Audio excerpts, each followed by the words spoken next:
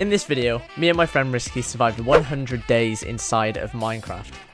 In these 100 days, we set ourselves the goal to get full netherite armor, defeat the ender dragon, adventure to the end cities and get at least 2 elytras, and then the weirdest goal was to name an iron golem. Right, so this video took a very long time. If you aren't aware, 100 Minecraft days is roughly 33 hours in real life. So the recording for this has taken forever, so any support will be greatly appreciated. So, to start our adventure, we spawned in a flower field. So we gathered the little amount of wood that was around us, crafted a wooden pickaxe that we would eventually upgrade to a full set of stone tools. After that, we then went down into a cave to get some starting resources. After we had finished in the cave, we decided to venture through an oak forest and make our way to a jungle that we saw in the distance. So I started to build the foundation of the house, whilst Riisky went down into the mines to get some more resources. Before I could finish the house, night had fallen, but I decided to carry on building through the night, seems as we didn't even have beds at this point. Day 2, we spent most of the day building up our base. I finished building the house, whilst Riisky built a small farm down by the river. As the day progressed, we decided to make our way down to the mines to get some more resources. Whilst we were down there, I stumbled across an abandoned mine shaft and then we spent around the next hour mining. In this time, I managed to find our first vein of diamonds, and Riisky found quite a bit of iron.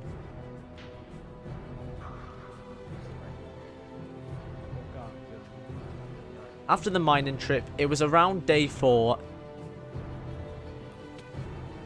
Once we got back, we decided to smelt all of our ores and craft ourselves some iron armor.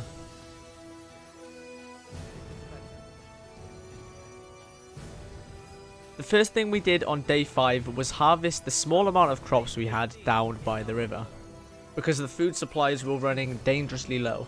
Because of the small amount of crops we have, it didn't really end up giving us much food, so we headed out to kill some animals. On my adventure, I bumped into a DJ drowned. Okay. Further into our adventure, on the night of the 5th day, we found a village not too far away from our house that we could use for a villager breeder in the future. We raided the village, taking everything they owned, and then made our way back to our house with all of the villagers' possessions. Day 6 and 7, we spent most of those 2 days gathering and upgrading our house.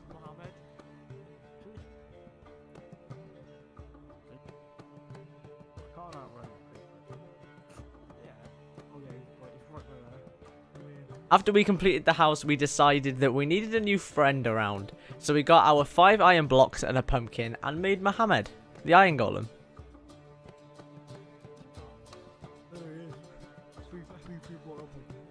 After making our new friend, we headed off to sleep to start construction on our nether portal once we woke up.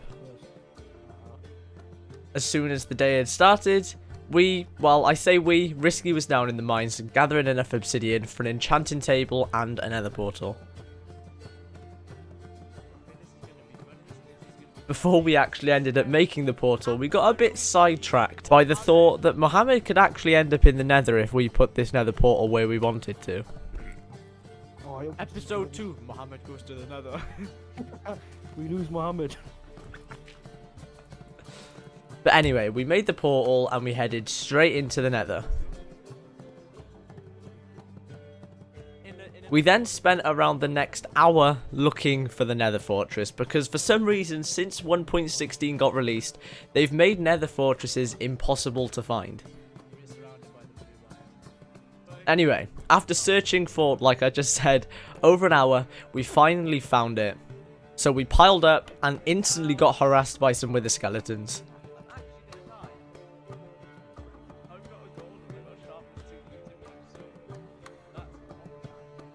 We safely made it to a blaze spawner where we waited around 5 minutes to get 20 blaze rods, so we were sure we would have enough to fight the ender dragon, because to be honest, I don't think neither of us wanted to be coming back to this location.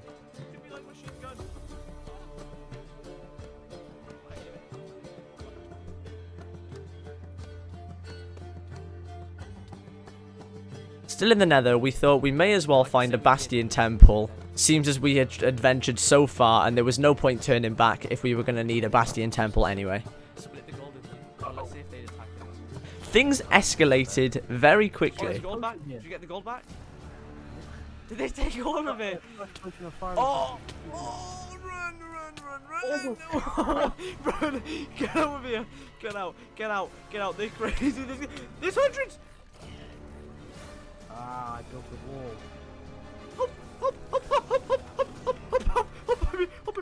Please! No one else help! No, I mean it! I actually mean it! Come help me! I've got fire charges, Watch this. Oh, I can't throw them. This isn't like... They don't jump, do they? Ow! There goes. Run! From the trades, I think we got quite a few ender pearls, which were quite helpful. I think we got around 7 ender pearls, so that would be quite helpful when we went to fight the ender dragon. We also managed to get a splash potion of fire resistant to help us get home. Because we were still in the nether, we were just using time to tell what day it was, so I take it we were roughly around day 15 at this point. Because we were so far away from the portal, after another 30 minutes of travelling, we found an abandoned portal, close but not too close to our original portal, so we decided to head back home using this abandoned portal, which luckily had enough obsidian to actually craft the portal.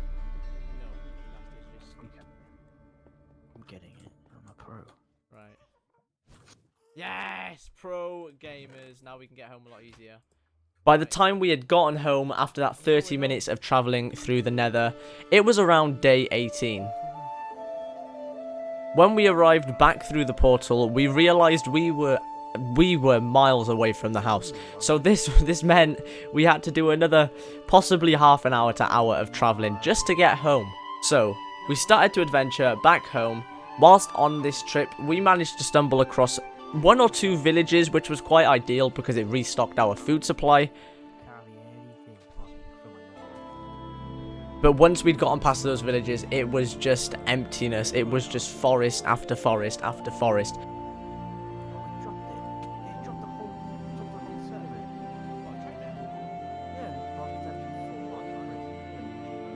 After those painful thousands of blocks, we finally arrived back home.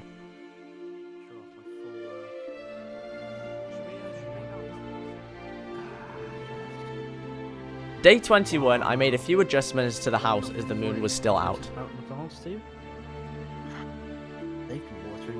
As the sun was rising on the following morning, we decided to head back into the darkness and make our way back down to the mines for an hour or two, just so we could upgrade our gear to full diamond.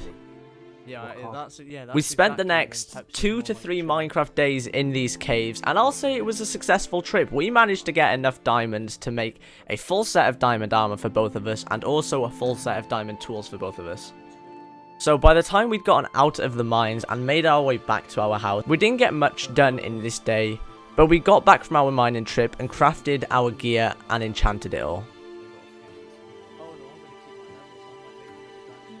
Now that we had enchanted our armor and felt a lot stronger than we did a few days ago, roughly around day 26, we decided to head back to the nether with our enchanted diamond gear and get some netherite to upgrade once more. Whilst mining down to level 8 in the nether, we bumped into quite a few issues.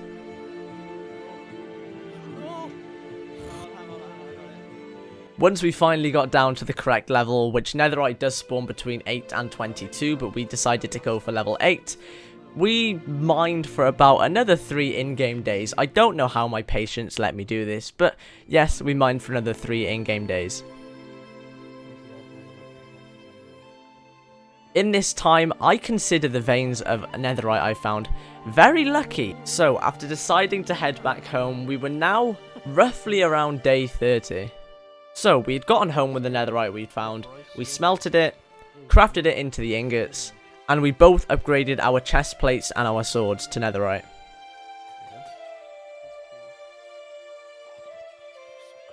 As the night of the 30th day started, I decided to go out, kill some skeletons, so we can get some more arrows for our bows when we would eventually go to kill the ender dragon. After getting a decent amount of arrows, it was roughly the early hours of the 31st day, so I decided to make my way back home.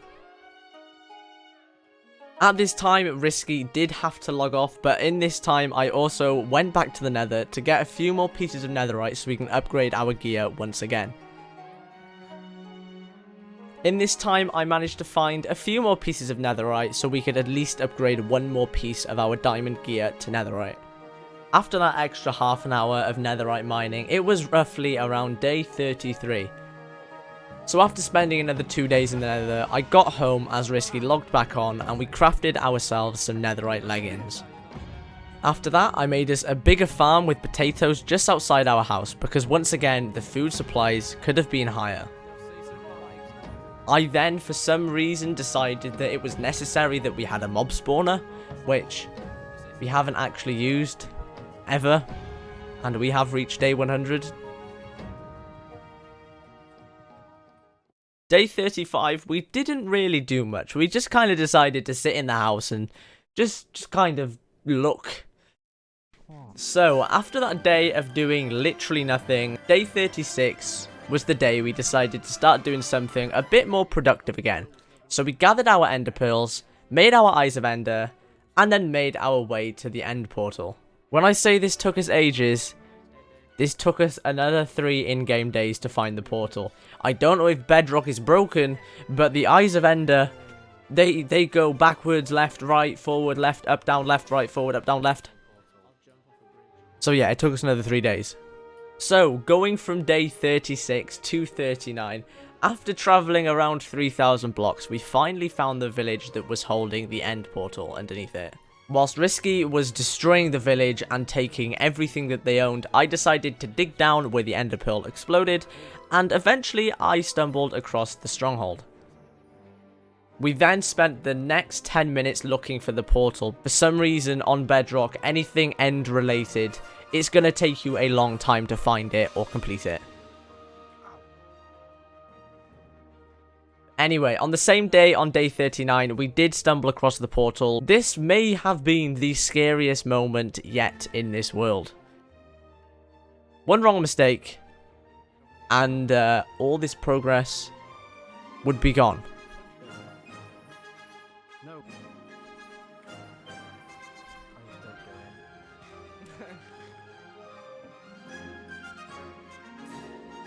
As soon as we surfaced on the end island, we got started with breaking the dragon's heal beacons.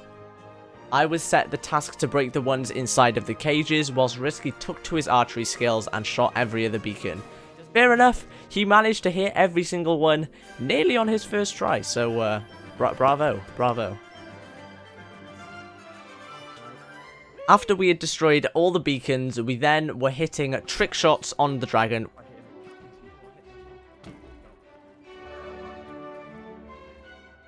Oh, hit it back in it, hit it back in it.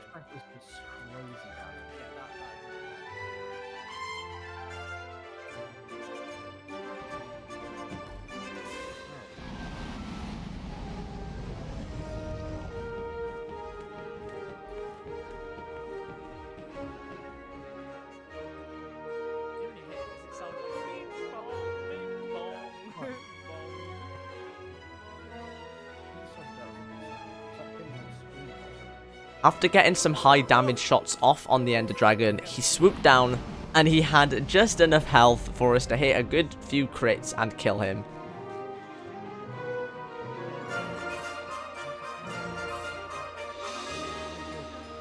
We gathered the egg and made our way back home, because to be honest, I don't think we wanted to stay there any longer.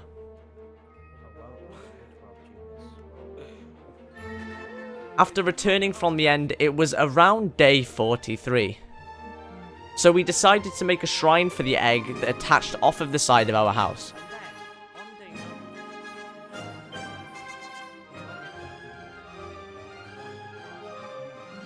The rest of the day then we spent standing, once again, doing nothing.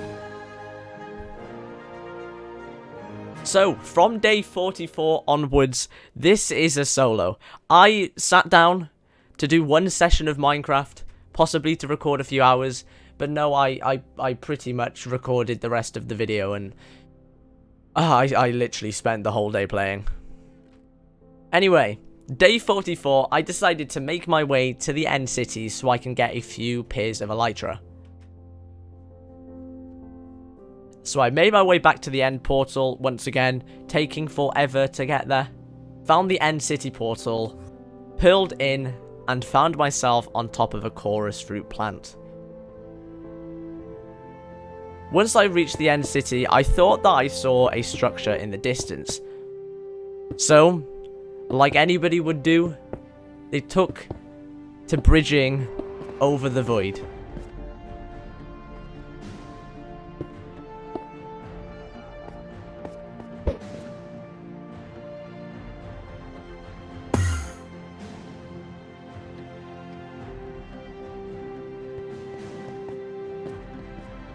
So, after a lot of stress, I reached the building, built up to the top, but man, those shulkers are so annoying. They don't stop. They literally don't stop. They shoot, they shoot, they shoot, they shoot. They don't actually stop. They're consistent, and they're very irritating. Anyways, I got to the ship after many hits from the shulkers, and found my first pair of elytras.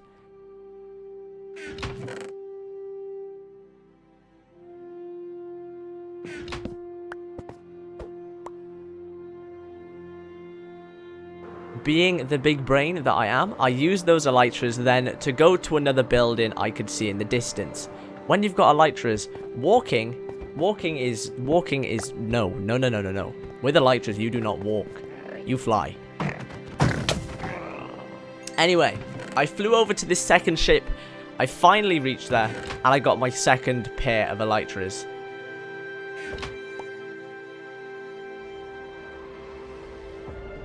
Once again, I did the exact same thing again. I could see a ship in the distance. I flew over. This time, I didn't get that lucky. I didn't manage to land on the ship just because it was a bit too far away, but I managed to get there in the end. So I got my third pair of elytras. I couldn't see anything around me, so I decided whilst I was close enough to the portal back home, I would head home. I didn't really want to be exploring too far and then getting lost. So, I got my elytras, and I flew home.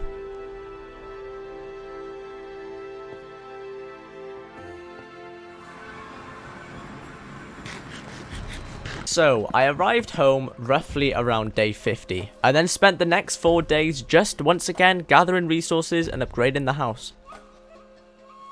Whilst I was trying to extend the house, I got a bit distracted. For the first time in this world, I found a panda and decided to possibly kidnap it and put it, hide it. Yeah. Anyway, so I built the extension for the house, built another small farm around the back of the house, and put all of the armor that I'd found from the end cities on an armor stand. Day 55, I started work on building a better farm where we could store animals. Whilst I was at it, I decided to attach our piece of land with the birch forest over the river. First, I decided to kidnap a few sheep and cows and bring them back to their new homes. After that, I made a small wheat field right outside their pens. Anyways, day 57 to 61, I spent most of the time flattening the land out of the birch forest, removing the trees and building a bigger farmland. So basically, everything I did in day 55 and 57 was literally pointless. The next thing I had on my mind to build was to start building the barn. So I headed back to our spawn location, back to the flower field, so I could get some red dye for the barn.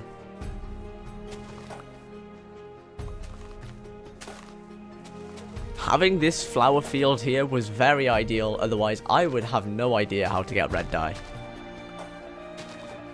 As I woke up the next day, I decided to put the barn project on hold because I didn't realize how long it's actually going to take me to get all the resources. But in the meantime, I remembered that I had elytras now, so I thought it would be a good idea to make a water elevator to a platform high up in the sky so we could travel places a lot quicker.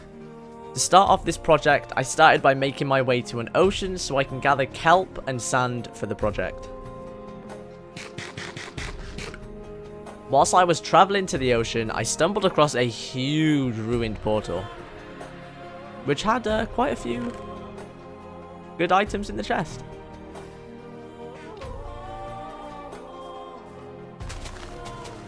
Anyway, I finally made it to the beach, dived into the water, gathered a lot of kelp. Then I gathered enough sand to possibly make this building or this structure 2 stacks high up in the sky. And then I made my way home. After I got home, roughly around day 67, I put all of the sand in the furnaces to smelt, so I could start construction on a massive tower up in the sky. I then sat there for the rest of this day, just waiting for this sand to smelt.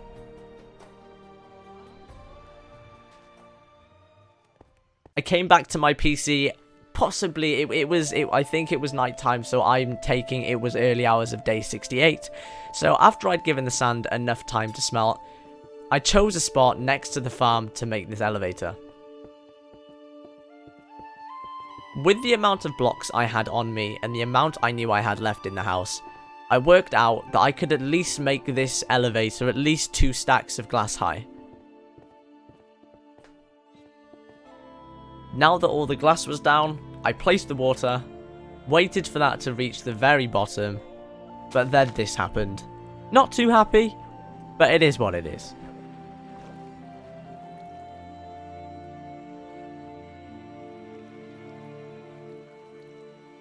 But now that the water had reached the bottom, this was possibly the most difficult task I had yet, because I could have drowned very easily. Because I didn't like the thought of drowning, I spent the rest of day 68 trying to think of a way that I could do this without dying. So day 69 came along, and I had no idea how I could do this without drowning. Breaking blocks underwater was way too slow, so I couldn't really break the glass around me and go for a breather, and I couldn't get a helmet with respiration on. So I just decided I'd just go for it. If I die, I die.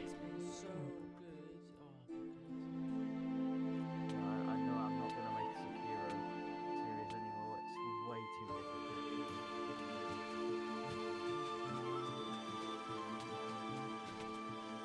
Luckily, I didn't die, but I did manage to get all of the kelp in place.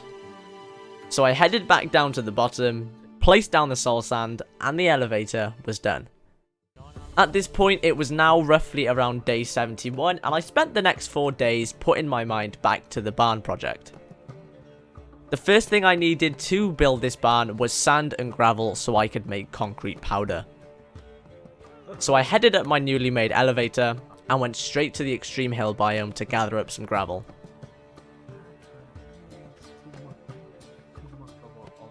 Not too far from where I was at that point, there was the ocean that I went to earlier, so after I had enough gravel, I decided to make my way down to the ocean, and once again, gather a load of sand. After gathering roughly around 5 stacks of both item, I packed up my stuff and made my way home. Once I got home, I grabbed the sand, gravel, and red dye, as well as some white dye. I crafted the necessary amounts of concrete powder, and if you didn't know, concrete powder has the same physics as sand and gravel where it will fall, so the most painful process yet was to place every single piece of concrete powder and cover it in water. So, on day 79, I started construction on the barn. I did the walls, did the roof, decorated the inside, and then finally I decided to make the pens for the animals, which I was very disappointed, just because my idea for this barn was to make a huge room where I could store a lot of animals. But for some reason I decided to make this barn the smallest barn in the world. As I finished up the barn, I set off with the leads to go get some more animals. I managed to grab 3 sheep and 1 cow.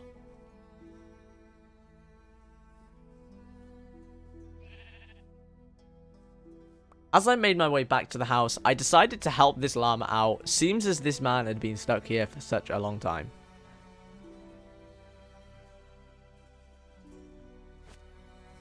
As I was rescuing the llama, I noticed for the first time on this world that there were just casually a few pillagers walking by my house, which I've never actually experienced before in Minecraft. I didn't know they could just wander around.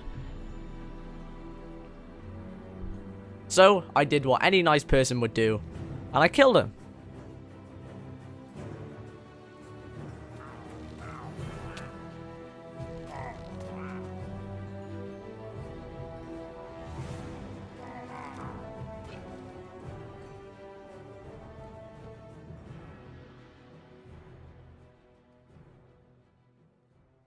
Day 85 to 90 was definitely the most boring days on this world so far. I literally got nothing done. Because at this point, I'd completely ran out of ideas. Because at this point, I'd been playing Minecraft way too much. These 5 days didn't completely go to waste. I did set myself the goal of killing creepers and harvesting sugarcane. Just so then, with those resources, we can end up making fireworks to make the elytras 10 times better.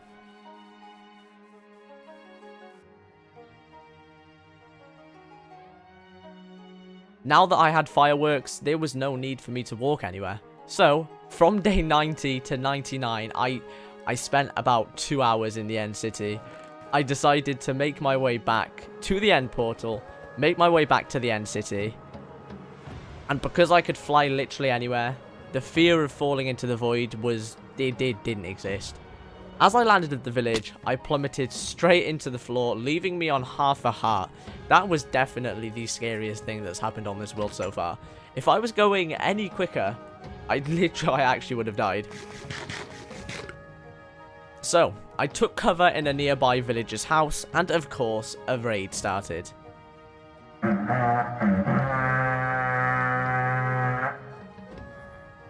So I sat in this villager's house until my health went back up to full. I went to the end portal, jumped in, back to the end city, and off we went.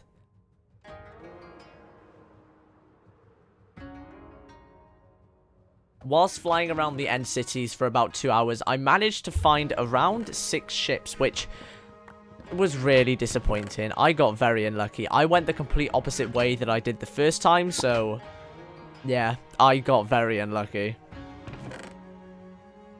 But when I did find the ships, the loot I got was extremely good. The only bad thing was, I had no inventory space. I had no wood to make a crafting table, meaning I couldn't make a shulker box to store more items. So I was literally left with the inventory space that the game gives you to carry all of the loot that I'd found. I had to leave so much good loot behind, which wasn't too happy about, but oh well. After finding these 6 ships, I had so many fireworks left. The durability on the elytras were really high, and I could have gone for an extra 2 to 3 hours, but I decided, because I had a full inventory, I decided to head home.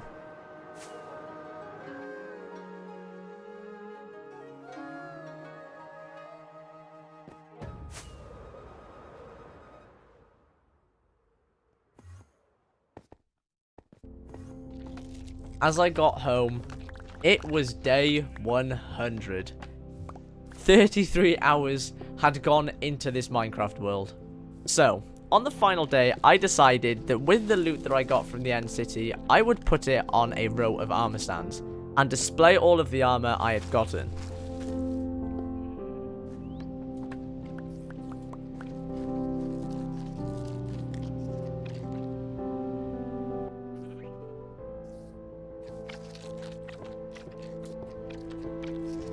But this mistake I had just made was devastating. It wasn't as bad, seems, as we were on the 100th day, but it was still bad. What I had done, I was holding a diamond chestplate in my hand. I went to open the front door of the house, missed, and accidentally equipped the diamond chestplate. When I went to take the chestplate back off, I checked my inventory, hovered over the chestplate, and realized it had cursive binding. Which, if you don't know, you cannot take that item off. Cursive binding means it is stuck on you until you either die, which isn't an option on this world, or until it breaks. So I had a bit of hope. I was like, okay, until it breaks, that should be fine. But then I realized it had a break in 3. So, I had no hope.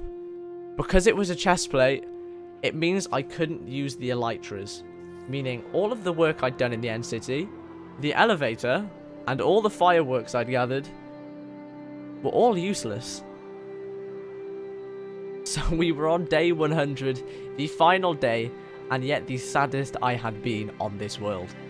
After I'd finished putting all the armor on display, I took a quick final look around the world as the 100th day was coming to an end.